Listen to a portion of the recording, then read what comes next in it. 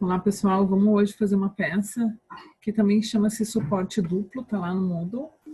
E eu vou mostrar ela aqui para vocês. Deixa eu fazer um share de tela.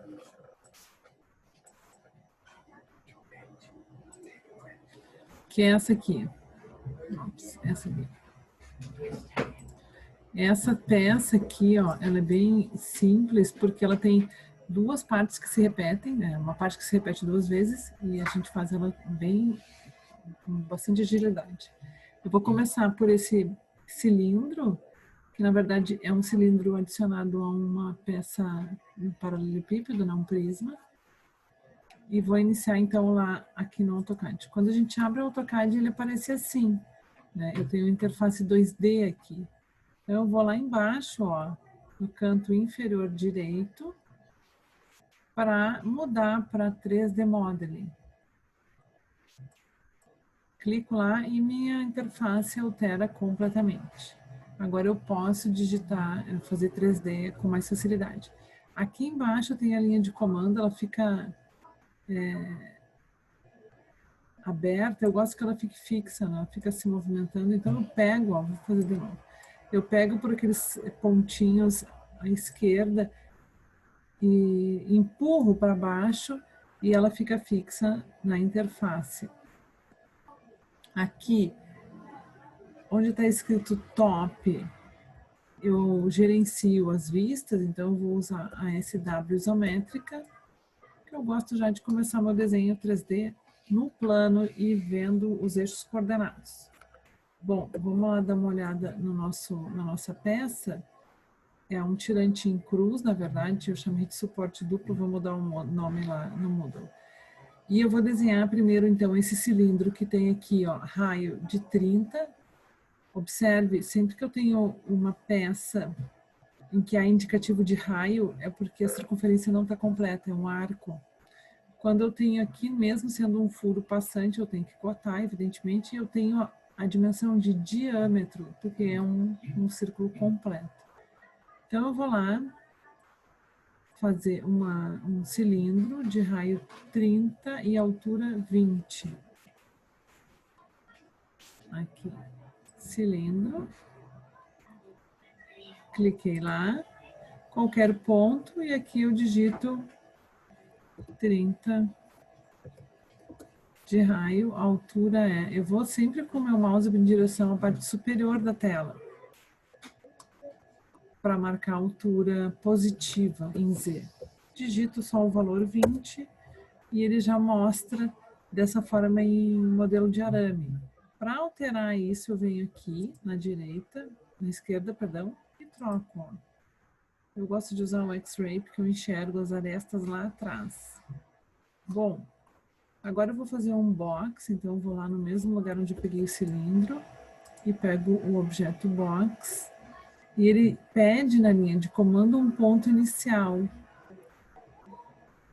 Eu vou clicar Shift, tecla da direita aqui, para eu clicar no quadrante e vou pegar aquele lá de baixo, ficou verdinho lá, no quadrante da base inferior desse cilindro. E aí eu digito aqui embaixo, ó, tem a opção Cube or Length, eu digito L para pegar na linha de comando L, mais um Enter, para ele me pedir um comprimento. Então eu venho lá daquele quadrante até esse quadrante aqui, sempre com Shift, tecla da direita. Agora o comprimento, eu acho que eu esqueci, acho que é 40. Eu vou digitar aqui, 40. E aí eu consigo colocar a altura, mesmo que eu saiba que a altura é 20, eu posso também clicar aqui no ponto de quadrante da parte superior da peça. Ok, tá aí. Agora eu vou conferir lá a medida. Vou escrever aqui dist no teclado, ó. E aí eu confiro aqui qual a medida que eu tenho. Daqui até lá, ficou 40 mesmo. E aqui eu verifico, ó. É 30, eu errei por 10. Não tem problema, é bem fácil de alterar essa peça. Então eu vou aqui com a seta do teclado e o mouse apertando na rodinha, ó, eu giro a minha peça.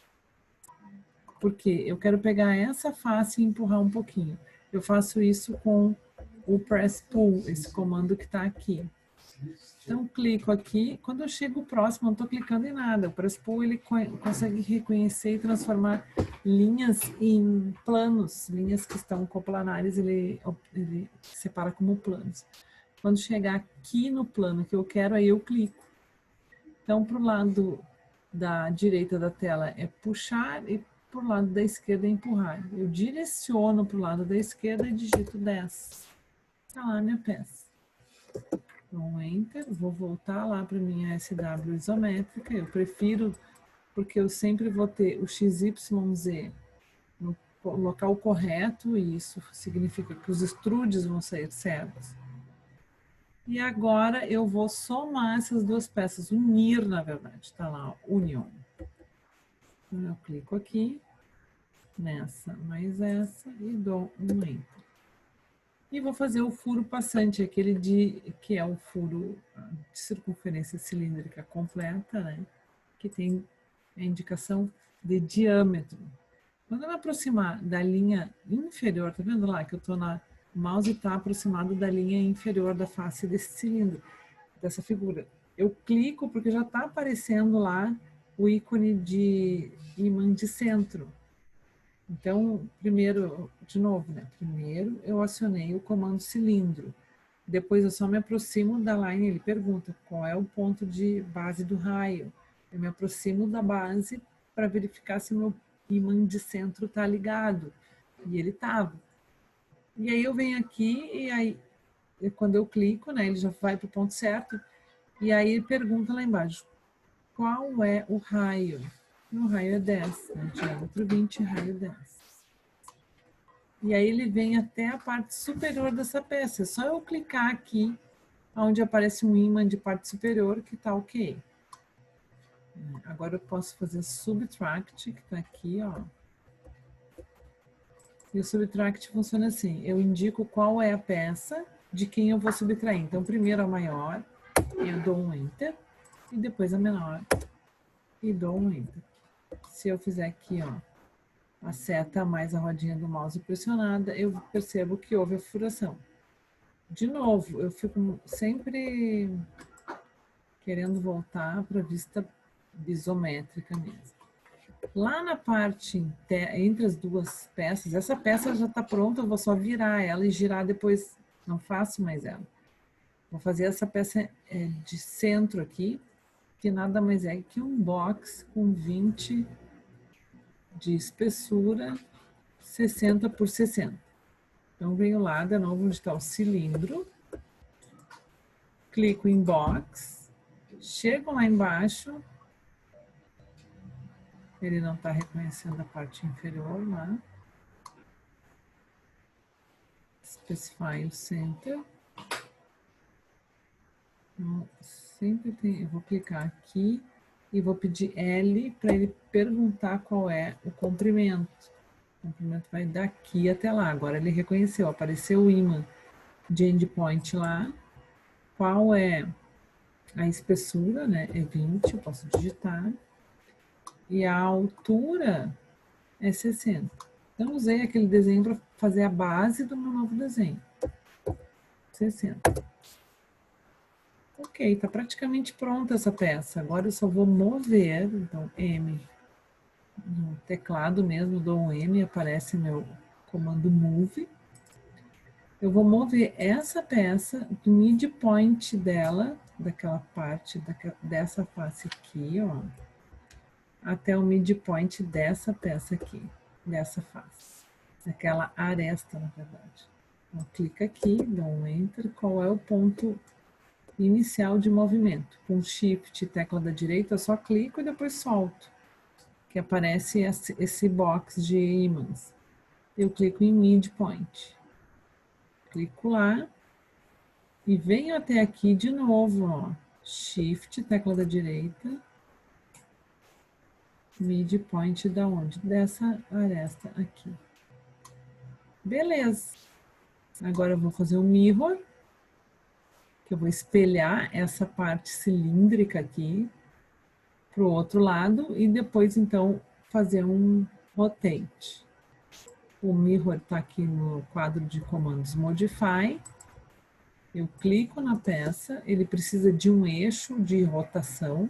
O eixo de rotação está aqui, ó, Shift, tecla da direita, nesse midpoint. Então, eu pego o midpoint de novo e ele vai girar dessa forma. Se eu acionar aqui o ortogonal na barra de status, eu posso verificar que não vai ter nenhum ângulo indesejável. Então, é só eu sair da minha peça, ó, com o mouse e clicar fora, que ele vai já estar fixo.